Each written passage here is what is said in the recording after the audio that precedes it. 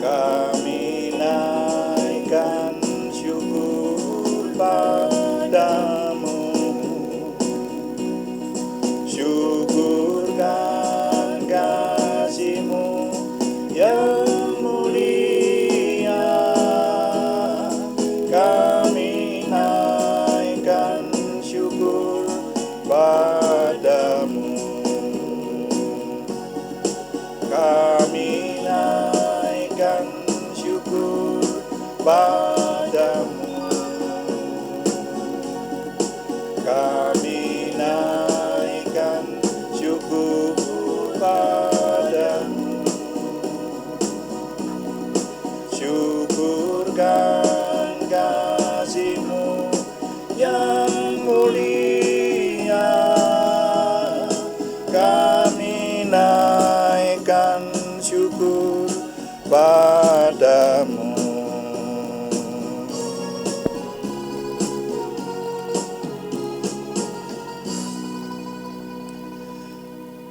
Bapa, kami mengucap syukur untuk malam hari ini. Kami mempersembahkan doa malam hari ini. Kami menyerahkan Tuhan yang terus memberkati sehingga semuanya menjadikan nama Tuhan dimuliakan dan kami semua diberkati. Renungan kami menyerahkan oleh pimpinan Roh Kudus. Tuhan membukakan hal-hal yang baru yang menjadi berkat, membekali kami dalam kami menyembah dan melayani Tuhan. Dalam nama Tuhan Yesus Kristus kami berdoa. Haleluya. Amin. Selamat malam Bapak Ibu Saudara sekalian yang sudah bersama dengan kita di sini dalam doa malam hari ini. Doa malam melalui online ini diadakan secara iman Kristiani dengan dasar keyakinan kepada Tuhan Yesus Kristus, Yeshua HaMasyiah, Juru Selamat dunia, Imam Besar Agung kami. Dan firman Tuhan yang didokumentasikan dalam kitab suci Perjanjian Lama serta Perjanjian Baru menjadi pegangan kami, menjadi pegangan kita sekalian.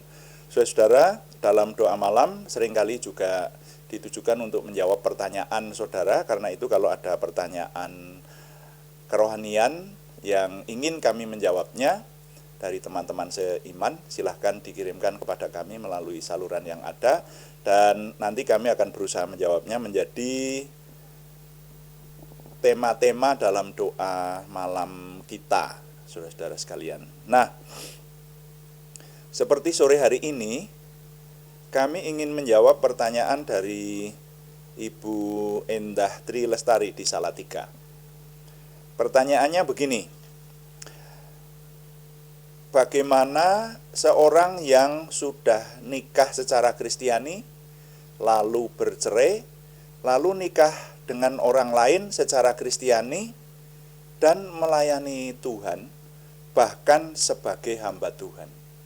Nah, ini pertanyaan yang cukup rinci, saudara ya. Dan saya ingat saya pernah membahas tentang perkawinan ini sebetulnya. Ya, juga tentang perceraian. Hanya bedanya sekarang yang ditanyakan oleh Ibu Endah Tri Lestari adalah plus melayani. Jadi kalau orang yang sudah bercerai, menikah secara Kristiani, bercerai lalu nikah secara Kristiani lagi dengan orang lain, malah melayani Tuhan atau bahkan sebagai hamba Tuhan, itu bagaimana? Pertanyaannya semacam itu. Nah, saya ingin menjawab ini sepertinya juga dalam beberapa bagian, bukan hanya satu kali ini saja, masih ada kelanjutannya. Dan kalau ini judulnya berbeda-beda, saudara. Saya ingin mengajak kita sekalian mencermati mulai dari perkawinan diciptakan Tuhan. Jadi sore hari ini judul renungannya adalah perkawinan diciptakan Tuhan. Ini dulu untuk menjawab nanti sampai kepada jawaban kepada Ibu Endah Tri Lestari ya. Mari kita baca dulu Kejadian pasal 2 ayat 18. Firman Tuhan berkata demikian, Tuhan Allah berfirman, tidak baik kalau manusia itu seorang diri saja. Aku akan menjadikan penolong baginya yang sepadan dengan dia. Kemudian lanjut ayat 21. Lalu Tuhan Allah membuat manusia itu tidur nyenyak. Ketika ia tidur, Tuhan Allah mengambil salah satu rusuk daripadanya, lalu menutup tempat itu dengan daging. Dan dari rusuk yang diambil Tuhan Allah dari manusia itu, dibangunnyalah seorang perempuan, lalu dibawanya kepada manusia itu. Lalu berkatalah manusia itu, inilah dia tulang dari tulangku dan daging dari dagingku. Ia akan dinamai perempuan sebab ia diambil dari laki-laki. Nah, sampai di situ pembacaan saya, saudara-saudara, ini mengisahkan pada waktu penciptaan. Di Kejadian pasal 1 dan pasal 2 itu mengisahkan tentang penciptaan. Nah, di sini dikisahkan bahwa Tuhan itu menciptakan manusia. Yang disebut manusia itu Adam, laki-laki. Jadi Hawa tidak disebut manusia, tapi disebut istri manusia. Seperti itu di istilahnya di kitab Kejadian, yang disebut manusia itu yang dimaksud adalah Adam. Jadi ketika Tuhan menciptakan manusia, itu artinya Tuhan menciptakan satu manusia laki-laki, yaitu Adam. Nah, lalu di sana tadi dikatakan bahwa kalau kita membaca di Kejadian pasal 1 ayat 31, maka dinyatakan di sana Tuhan melihat bahwa semua yang diciptakannya itu sungguh amat baik. Ya, sungguh amat baik, termasuk manusia, baru seorang diri.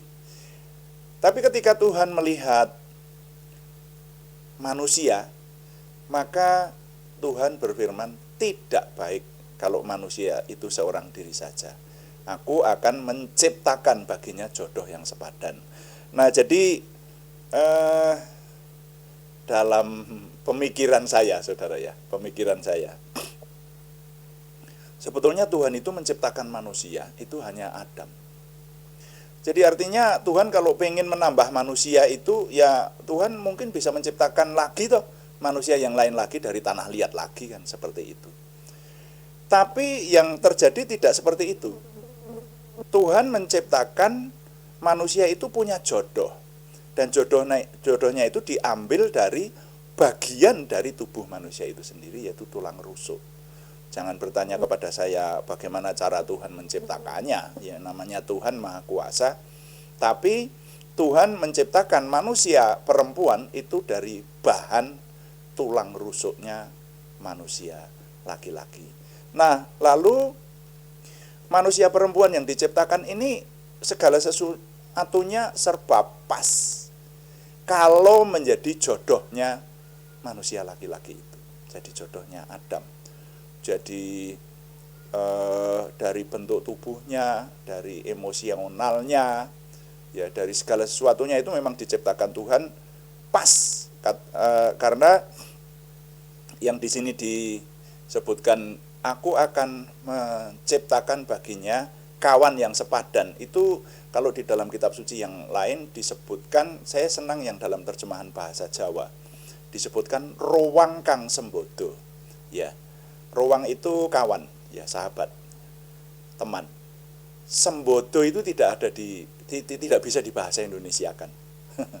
Ya, sembodo itu artinya lebih dari pas. Jadi ya apapun bisa nyembadani begitu. Jadi mungkin yang hampir mirip kata handal, akan menciptakan sahabat yang handal bagi Adam, ya bagi manusia itu, seperti itu. Itu hampir mirip, tapi juga kurang pas juga. Sembodo itu artinya ya pas dan ya